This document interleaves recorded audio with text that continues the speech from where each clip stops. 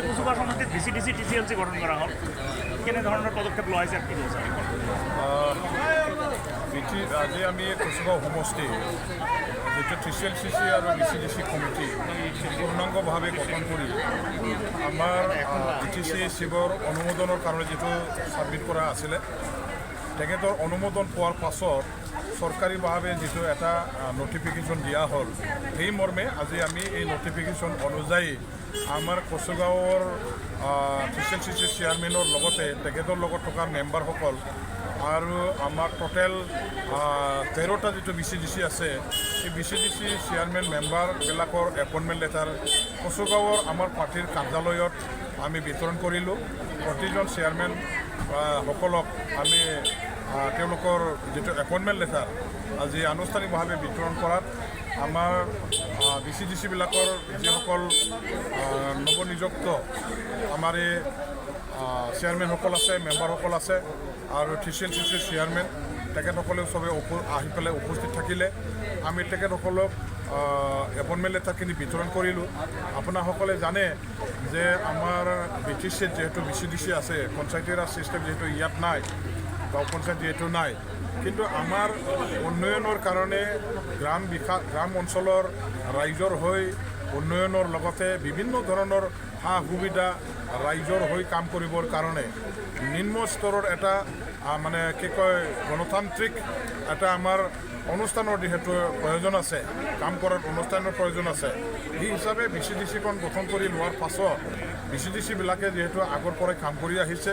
পঞ্চায়তৰ যিখিনি দায়িত্ব VCDC হিচাপে তেওঁলোকে পালন কৰিছে ব্লকৰ যিমানখিনি কাম কাজ আছে প্ৰগ্ৰাম আছে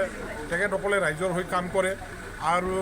চৰকাৰৰ উন্নয়নমূলক কাম কাজ যিমানখিনি VCDC থ্ৰুৱেদি ব্লকৰ থ্ৰুৱেদি কৰা হয় সেইবিলাক কাম তেখেতসকলে কৰে গতিকে আজি আমি আমাৰ প্ৰাইমাৰী কমিটিবিলাকৰ আৰু ব্লক কমিটিবিলাকৰ পৰা অহা যিবিলাক আমাৰ যোগ্য ব্যক্তিসকলক আমি বাছনি কৰিছোঁ তেখেতসকলক আমাৰ এপইণ্টমেণ্ট লেটাৰ বিতৰণ কৰাত চবেই সহযোগ কৰিছে চবে মতৰে গ্ৰহণ কৰিছে ছাপোৰ্ট কৰিছে আৰু চবৰে সমৰ্থনত চবৰে সহযোগত আজি সুকলমে আমাৰ এই গঠনৰ প্ৰক্ৰিয়া সমাপ্ত হৈ গ'ল আজিৰ পৰা তেখেতসকলে এজন মেম্বাৰ চেয়াৰমেন হিচাপে কাম কৰিব অঞ্চলৰ ৰাইজৰ হৈ কাম কৰিব নিষ্ঠা সহকাৰে কাম কৰিব ৰাইজৰ অভাৱ অভিযোগ আঁতৰাবৰ কাৰণে সমস্যাবিলাকৰ সমাধানৰ কাৰণে কাম কৰিব ব্যক্তিৰ স্বাৰ্থ ত্যাগ কৰি আমাৰ মানে ৰাইজক সেৱা কৰাৰ মনোভাৱেৰে নিস্বাৰ্থভাৱে আমাৰ চেয়াৰমেনসকলে মেম্বাৰসকলে কাম কৰিব আৰু তেখেতসকলে সদায় ৰাইজৰ লগত পোনপটীয়া যোগাযোগত থাকিব আমাৰ ব্লক অফিচৰ লগত যোগাযোগত থাকিব আৰু সময়মতে চৰকাৰে দিয়া ৰাইজৰ যিবিলাক উন্নয়নমূলক কাম কাজ সুযোগ সুবিধা বিতৰণ কৰি কামবিলাক কৰি দিবৰ কাৰণে তেওঁলোকে তাৎক্ষণিকভাৱে পদক্ষেপ ল'ব আমি তেওঁলোকৰ লগত সুসম্পৰ্ক বজাই ৰাখি কাম কৰিম তেখেতসকলে ৰাইজৰ কাৰণে 24 আৱাৰ এক্টিভলি কাম কৰিব এইখিনি মোৰ এটা দৃঢ় বিশ্বাস আৰু তেওঁলোকৰ সহযোগত ৰাইজৰ যথেষ্ট উপকৃত হ'ব আমাৰ দলৰ উপকৃত হ'ব অঞ্চলৰ উন্নতি তেখেতসকলে ক্ষিপ্ৰতাৰে কৰিবৰ কাৰণে নিশ্চয় দায়িত্ব সহকাৰে কাম কৰিব নিষ্ঠা সহকাৰে কাম কৰিব এইখিনি আমি আশা ৰাখিছোঁ স্যাৰ যেহেতু মানে অসম সৰকাৰেৰ নিৰ্বাচন সমাগত অসম বিধানসভাত এই ক্ষেত্ৰত মানে BPF দলে কেনে পদক্ষেপ ল'ব কিমানটা সমষ্টিত খেলে আপোনাসকলে জানে এতিয়া BTCত যোনে চৰকাৰ বনায় BTC কাউন্সিলত যোনে চৰকাৰ বনায়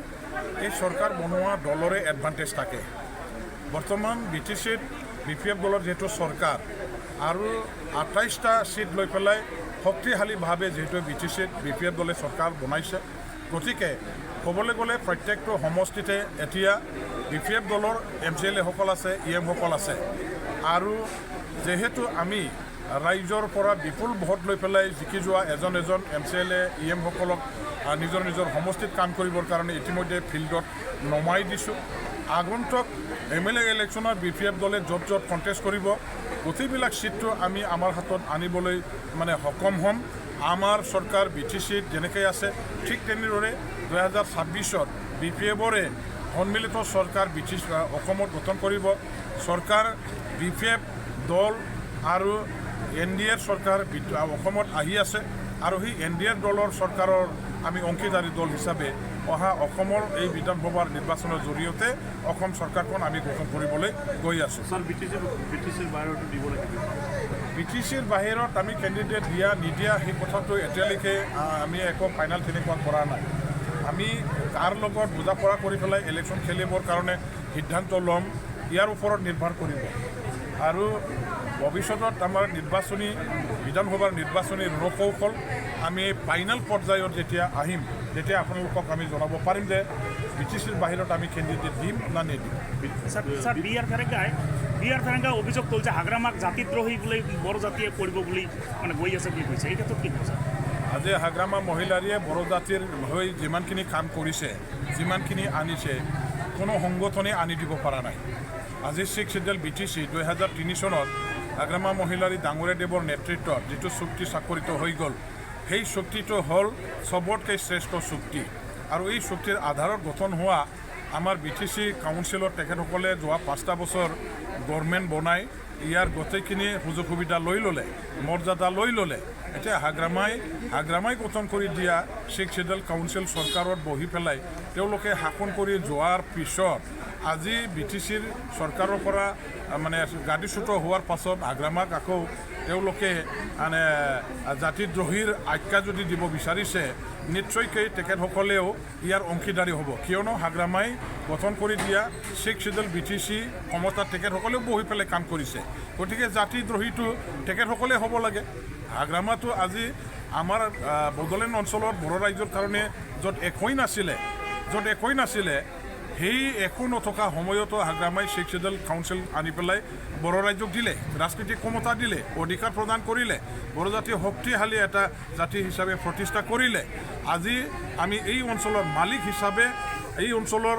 আমাৰ শাসনকৰ্তা হিচাপে নিজৰ পৰিচয় দাঙি ধৰিব পৰা ধৰণৰ এটা সুবিধা হাগ্ৰামাই দি দিলে। আৰু একো কাম কৰিব নোৱাৰা, একো আনিব নোৱাৰা এইসকলে আজি হাগ্ৰামাই আনি দিয়া BTC কাউন্সিলত বহি চৰকাৰ বনোৱাই, ইহঁতে অবৈধভাৱে চৰকাৰ বনাই যিটো যোৱা 5টা বছৰত BTCখন লণ্ডমণ্ড কৰিলে, ইয়াৰ কাৰণেতো তেখেতসকলকে আমি জাতিদ্ৰোহী বুলি মানে ক'ব পাৰোঁ।